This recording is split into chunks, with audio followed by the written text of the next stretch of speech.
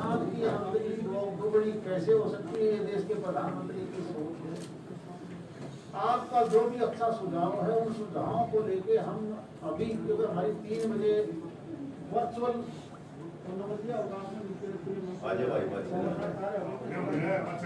हम बीच में उसमें भी जाना चाहेंगे। हम बहस में एक दूसरे की बहस नहीं जमाना। और मैं सुनील से भी प्रार्थना करूँगा कि आज ये सारे किसान हैं, जिसका दर्द हो दोनों बोल रहे किसानों को बोल रहे, उनके बीच में आप ये मत, मेरी बात सुनो, क्योंकि किसान को समस्या ज्यादा, इसीलिए तो ये आज मीटिंग बुलाई बिल्कुल। और चाहे वो किसी पार्टी से हो, तो कैसी उसकी विचारधारा हो, उन सब की बातों को समायोजित करके हम अपनी बात को पार्लियामेंट में हमारे नेतृत्व में एक लास्ट सबमिशन है एमपी साहब, आपसे प्रार्थना 15 तारीख में रात में अगर घंटा को कार्ड ले दिल्ली था तो अच्छे सुझाव है आपके, हम लेना चाहेंगे।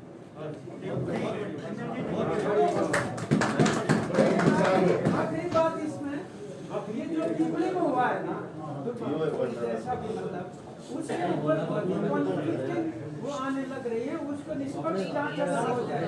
वो होना बुजुर्ग आदमी सबको भी लाठियां लगी, और वो ये कह रहे हैं पुलिस ने लाठीचार्ज नहीं किया गृह मंत्री, और एक आदमी जो लठ लिए कर रहे हैं ये सिविलियन पुलिस वालों के बीच में थोड़ी जाके लठी लगा सकता है।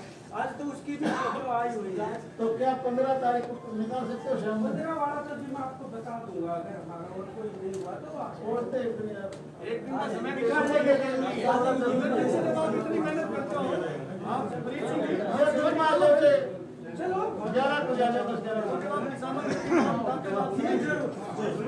ठीक है। बात हो रही हो वो हॉल में बैठ जाए, जितनी बात नहीं हो रही वो कुर्सियों में बैठ जाए। और ये भी जरूरी रुपया के बंद ना करो, उधर जाएगा किसान भी। बहुत सारा बात हमने लेकिन 2-3 सुझाव एक तो भाई हमारे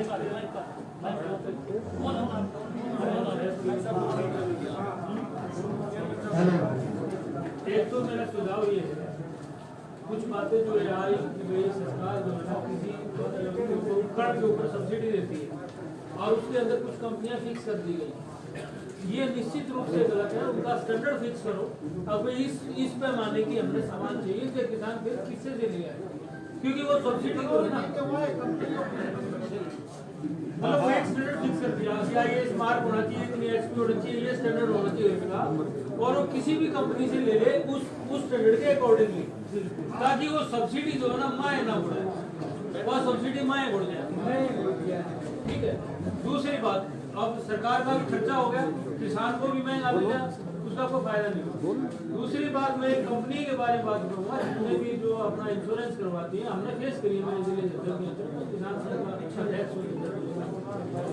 आमतौर पर बैंक वाले किस्त काट लेते हैं, और बहुत सारे भाई अभी भी एक बात आ रही तो कहते हैं कि बोला अभी ना लिख के दिया हो पहले ही। भाई बैंक वाले की ड्यूटी क्यों नहीं लगती? वो काटने से पहले किसान के पास फार्म लेके जाए, बोल भाई की फसल वो होगा तू, और तेरा काटू कि ना काटू, काट लो, कोई दिक्कत नहीं है। अब वो अड़चन कहाँ आती है? बैंक वाले बैंक में बैठ करके बाजरा लिख दिया और किसान ने बोदी कपास, और जब मुआवजा देने की बात आती है तो वहां अड़ जाता है वो, बोला जी आपने तो बाजरा पूरे आपकी कागजा में तो हम तो मुआवजा ना दें, यहाँ करके किसान फंसता है।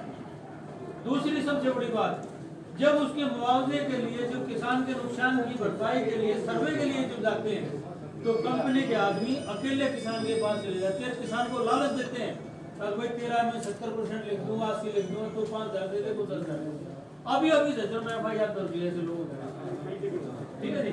तो मेरा सुझाव ये है कि कोई भी कंपनी वाला जो सर्वे करने के लिए जाए तो उसका जो BO है, अधिकारी है, वो साथ हो, और किसान का नुकसान वही मौके में भर के, किसान के सामने भर के, किसान के साइन करवाए, अपने उससे करवाए, ताकि वो 70 का 20 ना बढ़े और 10 का जो है ना देखो ये जो सुझाव आता है ना कि वो पहले ही फार्म भरवा दे, वरना तो ये जो प्राइवेट कंपनियां हैं एक जिले में 2 कर्मचारी छोड़ते हैं वो हर जगह जा ही नहीं सकता। बड़ा तो ये खड़ा है, इसलिए पहले ही अपना वो बैंक है वो अपना फार्म भरवा सब लिख के दिया क्या बात जो है ना एक कर देने के बाद भी मैं किस धर्मवीर जी 72 घंटे का टाइम कर रखा कंपनी ने, बारिश के 72 घंटे के अंदर अंदर दरखास्त दे दो, नहीं तो मान्य नहीं है। 72 घंटे में किसान ने पता नहीं चलता है, हजारा किसान पास लेने में लागे जी मेरी फसल खराब होगी। आग लिया है बोला भाई 73-74 घंटे हो गए, 15 दिन का समय करा जाए धर्मवीर किसान के लिए, 15 दिन का मंत्री समय। जी बिल्कुल ठीक कह रहे हैं, ये मेरा अगला सवाल ये बहुत लोग वंचित रह जाते हैं। अभी कम से कम भी को सैकड़ों किसान ऐसे होंगे जर्जर जिले 15 दिन का तो समय होना ही चाहिए। जर्जर जिले में जिनने क्या किया, फसल आधी काट दी, सुनील भाई आधी खड़ी है, फोटो दे दिए, उसके बाद अधिकारी कहते हैं बोला जी तो 3rd स्टेज था, आपकी तो बड़ी खड़ी फसल खड़ी है, सारा काट के अच्छे फोटो भेज देते हैं। मतलब किसी न किसी तरीके से उलझाया जाता है किसान को। थोड़ी काटने का आधी काट दी, उसका ना फोटो दिया नहीं, बोला तुमने तो सारी काटनी चाहिए थी, जमा हो गया, यानी कि 3rd स्टेज में आ गया आपकी। पहली स्टेज प्री सोइंग, दूसरी स्टेज बोने के बाद, तीसरी स्टेज कटाई के बाद, और इसमें एक भी स्टेज गायब हो जाए, न्यूनतम हो जाए, किसान को मुआवजा नहीं मिलेगा। इस तरह की ये पॉलिसी है। भाई बीच में मेरी लाइट टूट जाएगी, फिर नहीं कि ये मोटी मोटी किसान की समस्याएं हैं जो इस इंश्योरेंस से संबंधित है, और भारतीय किसान संघ की तरफ से हम तो कहते हैं, सतीश छिकारा, अध्यक्ष भारतीय किसान संघ जिला अध्यक्ष। ये जो 3 अध्यादेश है इनके बारे में भी कुछ कहना चाहूंगा मैं। इनमें एक तो किसान आज भी लोग गुमराह कर रहे हैं किसान को, भाई थारा MSP खत्म हो जाएगा, ये हो जाएगा, वो हो जाएगा, उसकी आप क्लेरिफाई करवाओ सरकार की तरफ से। अगर किसान की हर फसल का MSP सरकार, अगर कोई बाहर बेचेगा वो नहीं देगा तो सरकार देगी, ताकि वो सेटिस्फाई हो। अब व्यापारी ने मान लिया एग्रीमेंट कर लिया, भाई तेरी ने मैं जो है ना 35 रुपये खरीद लूंगा, और वो ना खरीदे तो कम से कम सरकार को तो दे दे MSP में। इसलिए MSP के में इफेक्ट नहीं होना चाहिए। किसी ने एक MOU साइन कर लिया, मैंने पेज बदल है पेज पर नहीं, पेज पर को ID पे नहीं, मैं क्यों भागूंगा, मैं ऐसे नहीं भागूंगा, मैं तो आपके सामान में डिफेक्ट बताऊंगा। यदि कोई ने बहुत पता हो गया बीमारी से, हाँ, मैं ये कहूंगा भाई आपका गेहूं का भाव हमने इतने में तय कराया था, लेकिन हमारे स्टैंडर्ड के अकॉर्डिंगली नहीं है, तुमने गीला कर दिया, या खाना कर दिया, या इसमें भाड़ी मिला दी, या इसमें और खरपतवार मिला हुआ है, वो सारी चीज जो है ना, इसलिए उसके ऊपर सरकार की जिम्मेवारी हो कि वो अगर जाता है, छोड़ के जाता है तो उसको सरकार प्रदान करेगी। ठीक है, एक सुझाव है मेरा, जो जितनी भी हमारी जो आवश्यक वस्तुएं हैं उनका जो स्टॉक की बात है, उस स्टॉक की लिमिट को रखा जाए, उसको फ्री ना किया। एसेंशियल कमोडिटी जितनी भी है उनके ऊपर उनके जो स्टॉक की सीमा है वो भी ऐसे की ऐसी रहनी चाहिए, वो नहीं खोलनी चाहिए, क्योंकि किसान अपनी फसल को नहीं रख सकता, किसान स्टॉक नहीं कर सकता। स्टॉक करेगा तो व्यापारी करेगा जो किसान के रूप में है, जिसने 100 एकड़ ले लिए अपने, किसान को क्या फायदा हुआ इससे? इसको किसान को, इसको तो आम आदमी को फायदा होगा। मैंने 500 एकड़ कर लिए इकट्ठे और स्टॉक भी कर लिया। क्यों? स्टॉक की सीमा है, आप मेरे को चेक नहीं कर सकते, सरकार मुझे चेक नहीं कर सकती, मैं 10 रुपये लेकर उसने 200 रुपये बेचूंगा। रेट इन्फ्लेशन, उसके अंदर रेटिंग फ्लेक्सिबिलिटी जो है ना वो हमेशा रहेगी। इसलिए जो कानून ये आपने बना रखा है, अगर भाई ज्यादा जो स्टॉक करेगा सरकार उस पर छापा मार के कार्रवाई करेगी, वो बिल्कुल जायज है। तीसरा, एक हर जिले में उदाहरण के तौर पर जैसे टमाटर ही, जी टमाटर 1 रुपया किलो की रुपया नहीं, ठीक? अगर कोई बड़ा आदमी आगे बड़ा 1000-2000 क्विंटल ना खरीदेगा तो उसका रेट बढ़ा ही कोई, याद है ना? और वो स्टॉक नहीं करेगा तो होगा क्या? उसने तो उसको स्टॉक करके कहीं ना कहीं जीएसटी की तरह चेंज कर दो ना। आपके उसका प्रोडक्ट बनाएगा।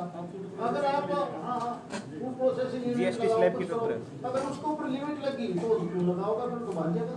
मंत्री जी इसके लिए बोल, अगर असली में नहीं सर बताओ बताओ। आपकी मैं बताता हूँ, उसको जो है ना स्टॉक करके ये मतलब नहीं है कि भाई आज तूने स्टॉक कर लिया और उसके 6 महीने के बाद तू उसी को बेच रहा है, तो प्रोसेस हो जाना चाहिए विद इन मंथ। एक चीज और है जी, जैसे टमाटर है जी 25 दिन से ज्यादा तो वैसे भी स्टॉक नहीं होता। नहीं जब तक कोल्ड स्टोरेज में तक तो उसका कोल्ड स्टोरेज रहा। चलो 1 महीने तक हो गया उसका। मंत्री जी मेरे पास सुझाव है, मंत्री जी मेरे पास सुझाव होता भाई साहब, बहुत बढ़िया सुझाव है। और ये हिंदुस्तान के किसान को इसकी जीवन रेखा को उठाना है सुझाव। आपके पास पूरे शहर में, पूरे देश के अंदर आपके पास MSP के हिसाब से बेचने के लिए केंद्र है, डिपोज राशन। आप सरकार की तरफ से MSP पे खरीदो। मान जाओ आप MSP क्यों खाद्यान्न पदार्थ हो सकता है, लेकिन जैसे सब्जियां हैं, सब्जियों में भी होगा, मुझे भी बोलने दी। सब्जियों में होगा सर, सब्जी मैं आपको बता सब्जियों में भी होगा। आप मुझे भी बाबूजी मैं आपको बोलिए, फिर मैं आपकी सुनिए। सुनूंगा। आपकी सब्जी का मैं अपनी वैसे बता दूं, मैं आजादपुर सब्जी मंडी में ज्वाइंट सेक्रेटरी रहा हूँ जी, और मैं नजरगढ़ और नरेला में भी सेक्रेटरी रहा हूँ। मैं बोर मेरा गाँव है, तो आप जैसे ये बता रहे हो, मैं 2 मिनट में आपको सब बता दूंगा। आप टमाटर की बात करते हो, टमाटर बेंगलोर से आ गया और कहीं से भी आ गया। आड़ती उतरवाता भी नहीं है, क्योंकि उसका किराया जैसा होता है उसकी कीमत उतनी नहीं बनती, उसको वहाँ पर फेंकना पड़ता है। इसकी एक चेन बढ़ाए, मैं आपको एक उदाहरण दूंगा। चलो मैं सुझाव दे रहा हूँ आपको भी। नहीं मैंने 2 दिन है, मैंने तो आपको ज्यादा ज्ञान है। मैं थोड़ा महाग्रेव्स का जी, महाग्रेव्स का महाराष्ट्र में उन्होंने किसानों ने बड़ा एक ऑर्गेनाइजेशन बनाया हुआ है जी, और अमेरिका के साथ उनका कॉन्ट्रैक्ट है। वो अंगूर जो है वे उनके अनुसार पैदा करते हैं, और उसमें 30% अपना डेवलपमेंट पे 30% खर्चा और 33% वो बांटते हैं, और आज भी वो कामयाब है। जब तक यहाँ किसान क्या करता है, मैं आपको किसानों का लूटने का वो बताता हूँ आपको। हिमाचल प्रदेश से जैसे सेब आता है या मटर आती है, वहाँ पे थोड़ी फार्म लैंड थोड़ी है, जो चालू है ना, चालू, अब मैं चालू सब्जी कह रहा हूँ सबके सामने। वो क्या करता है, उन बड़े किसानों से 5-5 बोरी, 2-2 बोरी, 10-10 पेटी ले आता है। आजादपुर में गेट पास करके बिल्डिंग बनती है आपके नाम से ही, आप उनको पैसे नहीं देते, फिर वो शिकायत करते हैं। तो कहीं जैसे 2 बार आजादपुर में जी ग्रोवर शेड बनाया हुआ है कि आप अपना माल दे दो, किसान शेड है, उसको कमीशन नहीं देना पड़ता और जो खर्चे वो नहीं देने पड़ते। तो हर मंडी में आप किसान शेड बनवाएं, और वो आदमी अपना माल वहाँ बेचते हैं। देने वालों को भी फायदा है और देने वाले को भी फायदा सेट तो है, यानी एक सेट केवल इस बात के लिए अलग से छोड़ा है। ग्रोवर शेड का बना दिया। बाबूजी आपका सुझाव बहुत बढ़िया है। मैं आपको बताऊं समस्या समाधान। मैं और एक बेटो बोलूं, हम यहाँ पे मार्केट में रोड है जैसे, तो 2 चीज है, एक तो प्रिंसिपल यार्ड है जैसे मंडी होगी, एक उसका सब यार्ड हो गया, एक हो गया एरिया। क्या करते हैं, जो नरेले में नजरगढ़ लॉरेंस रोड पे इतना चढ़ा आता है, जितना चना सरसों जौ फलाना ये ABCD, वो नरेला मंडी में नहीं आता, वो आड़ती वहाँ पर खरीद लेते हैं। तो उसकी ये ड्यूटी होनी चाहिए कि एरिया में भी कोई खरीदता है तो वो उसकी फीस भी जमा कराए। अगर आपके पास रेवेन्यू नहीं आएगा, जनरेट नहीं होगा, तो कहाँ से आप डेवलपमेंट करोगे? और आप किसान सेक्रेटरी साहब यही तो वो भी देगा जिसमें बाहर में कोई खरीदा हुआ रेवेन्यू देना नहीं पड़ेगा, यही तो गलत हो रहा है। शेड बनाओ किसान का। किसान को मंडी से बाहर बेचने की इजाजत इसलिए दी है ताकि उसको और खर्चा ना लगे अपनी महंगी चीज। अगर हम डेवलपमेंट के लिए देखेंगे, भाई इनसे पैसा लेना है, उसी पैसे से हमने HRDF के मार्केट फीस के मार्फत करेंगे, उससे छुटकारा कैसे मिले? इससे कंपनी वाला चोरी करेगा, वो शो ही नहीं करेगा, अपना वो करेगा, वो फीस ही नहीं देते। फीस रखी नहीं, ग्रोवर तो एक तो देता है, नहीं ग्रोवर पे नहीं लगती, चलो कंज्यूमर से किसी से सुनो बाबूजी, कंज्यूमर पर भी नहीं है, और दिल्ली में है नहीं दिल्ली का होगा, हरियाणा में कंज्यूमर पर नहीं है। अगर आप रोज तक बाहर निकलती है, वो जो बाहर घिया दरिया है या टमाटर दरिया, तो कोई बेचो, कोई पाबंदी नहीं। आज एरिया बोर्ड पे जी करो एक बाबूजी एक मंडी बनाई थी किसानों की, किसान धरती में बैठ कर नहीं बेचता जी। यहाँ भी किसान नहीं बैठता जी, जो आप कहना चाहते हो मैं कह दूंगा जी। बताओ ऐसा है, अगर किसान को बिल्कुल आबाद करना है प्रॉपर तरीके से, तो उसका एक ही तरीका है, हरियाणा में जितने भी ब्लॉक हैं, ब्लॉक लेवल पे अपनी स्पेसिफिकेशन के हिसाब से, जैसे कोल्ड स्टोरेज की हो, उसके अंदर हर चीज़ हो जितनी जो हमें रिक्वायरमेंट चाहिए अपनी फसल को डिस्पोज करने के लिए, अपनी पैदावार को करने के लिए इम्प्लीमेंट वो जो है पूरे जो ब्लॉक लेवल पे आप एक टेंडर नोटिस करोगे तो 6 महीने में लोग बनाओ होता है तैयार बैठे हो। छोटी सी बता देता हूँ, नई पॉलिसी में यही है और इंफ्रास्ट्रक्चर के नाम पर बहुत बड़ा पैसा सारे देश में, जिसमें हरियाणा भी एक है, क्या वो कोल्ड स्टोरेज बनाए, वेयर हाउस बनाए, उसके लिए सड़क बनाए, उसमें बहुत बड़ी भारी सब्सिडी इंडिविजुअल को भी मिलेगी, ग्रुप को भी मिलेगी। बिना सब्सिडी बनाते हैं तैयार बैठे हैं जी लोग। बढ़िया है। अभी इस नई पॉलिसी में यही है। अब आगे जो मैं कहना चाहता हूँ ना इस बारे में, ये चीज बनवा करके गवर्नमेंट एमएसपी में परचेज करे किसान से, और फालतू की सेवा लगता हो 2 परिवार बेचो भाई,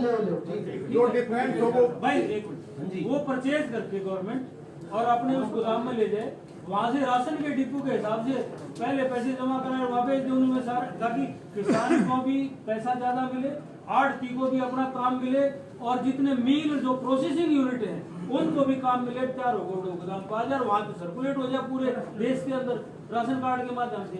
अब आपको इसमें क्या होगा, कहीं तो टमाटर 2 रुपये किलो है, कहीं 25 पैसे किलो टन लग रहा है, आपका रेल का भाड़ा, इधर उधर से लाने का ट्रक का भाड़ा, 1 रुपये तो फालतू कितने नहीं लगता। मैं बता रहा हूँ उस तरीके से आप करोगे तो आपको आपके बच्चों को रोजगार भी मिलेगा, आपके किसानों को काम भी मिलेगा, और अर्थव्यवस्था भी आपकी मजबूत है।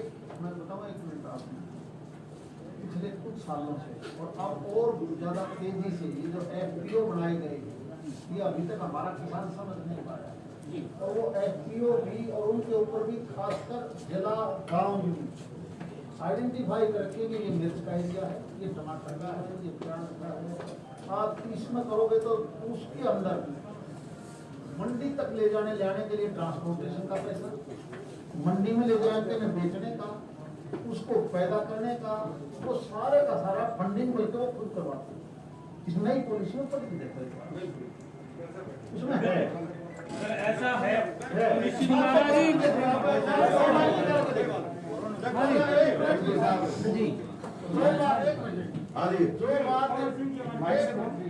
जो बात पहले किसी ने कही उस बात को दोहराए ना। एक मिनट रुकियो जी,